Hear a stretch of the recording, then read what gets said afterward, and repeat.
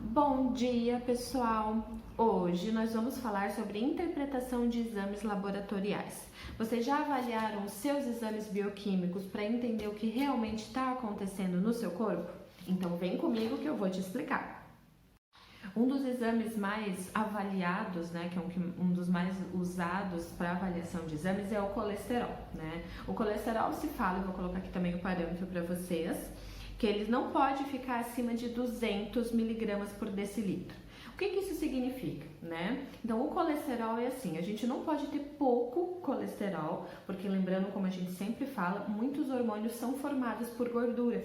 Então, se a gente tiver pouca produção de colesterol, pode ter má formação hormonal dali da frente, por falta de substrato, a matéria-prima para o teu corpo trabalhar e formar os hormônios. O mais importante é a gente ver essas frações do colesterol. Normalmente a gente separa esse colesterol bom e ruim, né? Não é que um colesterol bom e o outro ele é ruim. O HDL, que é o colesterol que a gente chama de bom, né? Ele é usado como matéria-prima para formação hormonal e ele é um colesterol que ele tem uma base molecular, uma densidade menor. Então ele circula muito mais fácil pelas nossas artérias, né? O LDL é que a gente fica mais de olho. Não é também que o LDL é um colesterol ruim. O problema é quando esse LDL está oxidado, que a gente chama. O corpo humano está num processo inflamatório, onde esse LDL vai oxidar com o risco de se unir, né, nas nossas artérias, formando placas e outros pontos que podem gerar risco à saúde. Falando de parâmetros, né? Também vou colocar uma tabelinha aqui para vocês. O HDL, se vocês forem olhar pela tabela, mostra que ele tem que ser acima de 40 miligramas por decilitro, né? Então, se eu tiver abaixo de 40, já mostra que o teu corpo tá com essa deficiência de colesterol bom, que a gente chama, para suas funções metabólicas. Mas o ideal, lembrem que o colesterol ele vai participar de formação de muitos hormônios, a parte de nutrição cerebral, o corpo também precisa de colesterol. Então, se você estiver muito perto de 40, algumas funções vão começar a ficar de lado, o teu corpo vai trabalhar com mais dificuldade. O ideal é que seja acima de 60 miligramas por decilitro. Então, vamos avaliar juntas ali, havendo a necessidade, nós vamos enriquecer na nossa alimentação mais gorduras boas, como castanha, abacate, azeite de oliva, os peixes de águas profundas. Então, nós vamos avaliando os exames aqui juntas para ir incrementando na sua alimentação o que você mais precisa. Outro exame para vermos juntas é o triglicerídeos. Vou colocar aqui o parâmetro também. O triglicerídeo, se vocês forem olhar o parâmetro, ele não pode ser acima de 150, tá? Então, quanto mais baixinho de 150, melhor para a tua saúde. Um ideal é que a gente garanta que o triglicerídeos eles não passe de 100, tá? E o triglicerídeos, o que ele é, caso ele esteja aumentado aí no seu exame? Ele é um colesterol que ele aumenta a partir da alimentação excessiva em açúcares, carboidratos e gordura trans, principalmente gordura trans proveniente de alimentos industrializados, margarina, que é aquela gordura que o corpo não consegue metabolizar por completo. Agora, falando ainda em colesterol, um dos pontos que eu acho mais importante, além de nós olharmos o colesterol total no sangue, é nós olharmos a homocisteína. A homocisteína é um marcador para risco a problemas cardíacos e trombose. E tem uns estudos uns estudos mais recentes, correlacionando a homocisteína com Alzheimer também. A homocisteína, o que ela é? Ela é uma proteína, né, que o nosso corpo mesmo produz como metabólito da ingestão de outras proteínas. Só que o que acontece é que o nosso corpo ele tem que eliminar esse excesso de homocisteína no sangue, porque senão ela vai fazendo lesão nas artérias e essas lesões vão formar placas, principalmente a partir de colesterol. É como se ela fizesse o LDL oxidado grudar ali nessa fissurinha que se formou. A homocisteína, o parâmetro, se vocês forem olhar, ele é bem grande também. É de 3,7 até 13,9, estou colocando aqui. Então, o que acontece? Nos estudos mostrou que a partir de 8 unidades ali da homocisteína na corrente sanguínea, você já tem risco a formar placas e principalmente alterações cerebrais, já se mostrou. Então, se você tiver a partir de 13,9, o seu risco já é muito maior. Então, nós temos que ver essa diferença entre prevenção e o tratamento patológico. E essa união dos exames também. Não adianta a gente olhar só o colesterol, e sim a homocisteína. Um ponto muito importante que eu vejo é pessoas que tinham colesterol super normal têm esse risco cardíaco aumentado, porque a homocisteína estava muito alta. Então é como se ela se ligasse ali no colesterol e ele gruda nas artérias. E ao contrário, pessoas que não têm essa homocisteína alterada, às vezes têm o colesterol um pouco maior, mas isso não vai fazer mal para o teu organismo. E um ponto importante é que para participar dessa metabolização da homocisteína, nós precisamos de vitaminas do complexo B, como B12, B6, o ácido fólico. Então, falta de vitaminas e minerais vão te aumentar esse risco cardíaco. Então, olha como essa união dos exames que é muito importante. Agora, falando da função hepática, né, o nosso fígado, nós conseguimos avaliar pelo GGT, dá uma olhadinha aqui, o TGO e o TGP. Vou colocar esses parâmetros, a gente vai olhar juntas. O GGT, ele mede essa função total do fígado, tá? Então, ó, ele pode ser até 43. Então, se ele estiver acima de 43, já significa que o teu fígado está trabalhando com muita dificuldade, né? Tá tendo uma sobrecarga. Mas se ele estiver ali perto dos 40, 38, já mostra uma dificuldade. Então, nós já podemos usar alimentos que vão ajudar nessa desintoxicação do fígado. Não precisamos esperar o fígado ficar completamente sobrecarregado para já mexermos na alimentação no que o nosso corpo está tentando nos mostrar. E o TGO e o TGP, eles são as enzimas do fígado. Então, se essas duas enzimas também estiverem muito aumentadas, acima de 36, mostra ali, significa que o teu corpo está trabalhando com muita dificuldade. O fígado está tendo uma sobrecarga em digestão, às vezes, de algum alimento, medicamento, e ele está mostrando nesses exames.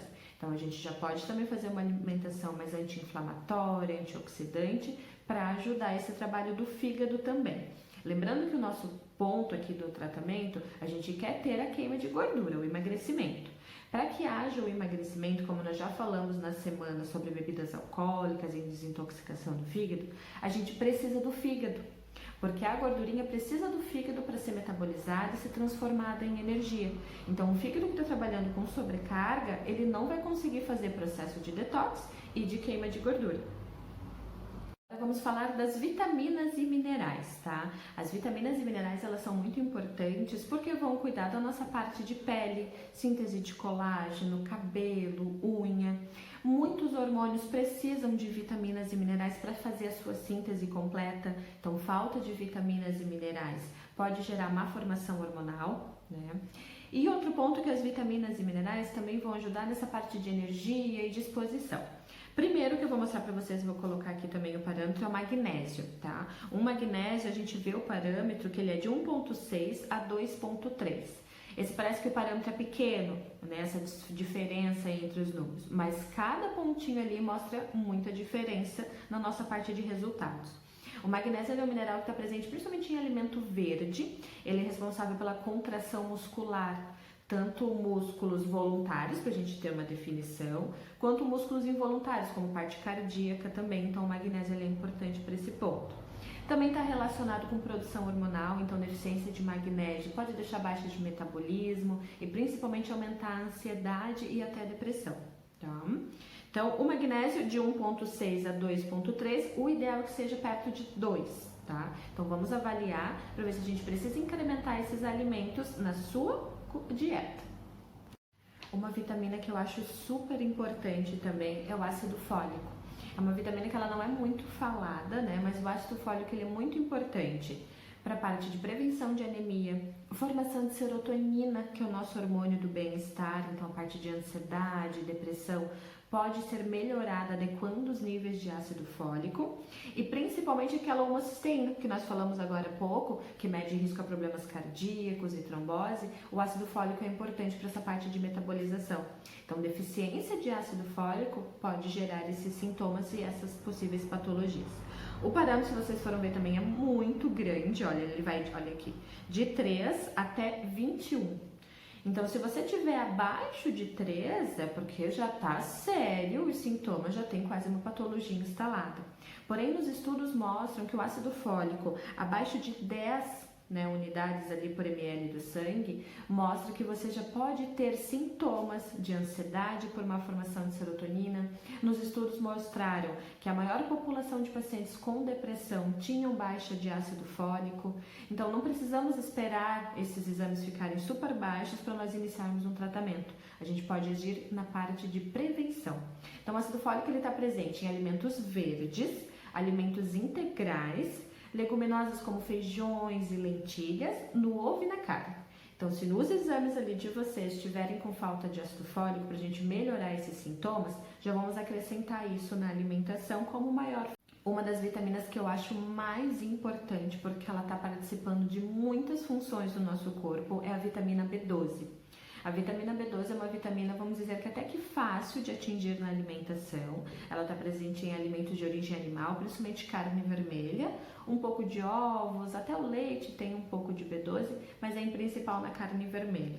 E a B12 ela é responsável por prevenção de anemia, então aquela formação das células sanguíneas como hemoglobina, hematócrito, até as células de defesa como os leucócitos, a B12 participa. Síntese de serotonina, né? Então nos estudos já foi mostrado que pacientes com ansiedade e depressão normalmente apresentam baixa de B12, o que não consegue fazer uma formação de serotonina. Então vai ser super legal vocês avaliarem os sintomas, repondo essas vitaminas, tanto suplementada quanto na alimentação, a melhora dos sintomas. O nosso corpo ele precisa da matéria-prima para trabalhar e é proveniente da nossa alimentação. Falta desses nutrientes faz com que o corpo trabalhe com dificuldade, o que gera esses sintomas. Então, a B12, se vocês forem olhar o parâmetro também, ele é muito diferente, não tem como a gente prestar seriedade a isso, né? O parâmetro, olha, de 187 até 890 por ml de sangue. Então, se você estiver abaixo de 187, você já vai estar com sintomas muito aumentados, precisando de uma intervenção até medicamentosa.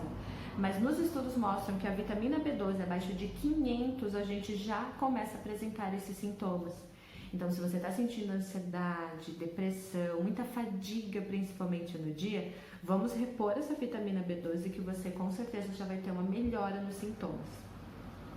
E a vitamina D, né? A tão falada vitamina D. A vitamina D realmente ela é muito importante. Ela é uma vitamina que não tem muito na alimentação. A gente tem na alimentação proveniente de ovos, gorduras, peixe de água profunda, a vitamina D2, que é uma vitamina que ela ainda está inativa. O corpo vai ter que transformar em vitamina D3, que é ativa. E essa vitamina a gente consegue a partir da síntese solar. Por isso que é tão importante, né, no meio dessa correria do dia a dia, tentarmos pegar um pouquinho de sol para poder ter essa vitamina D no organismo. Tanto que a vitamina ela é tão importante, a vitamina D, que ela já é considerada um pró-hormônio, porque ela participa do equilíbrio de muitos hormônios, como testosterona, estrogênio, o paratormônio, que é um hormônio que é responsável pela fixação de cálcio. Tem muitos estudos mostrando a vitamina D, baixa de vitaminas D, correlacionado com parte de diabetes, porque ela regula a insulina. E a vitamina D, a gente vai ter pouco na alimentação, então o ideal é fazer essa exposição solar.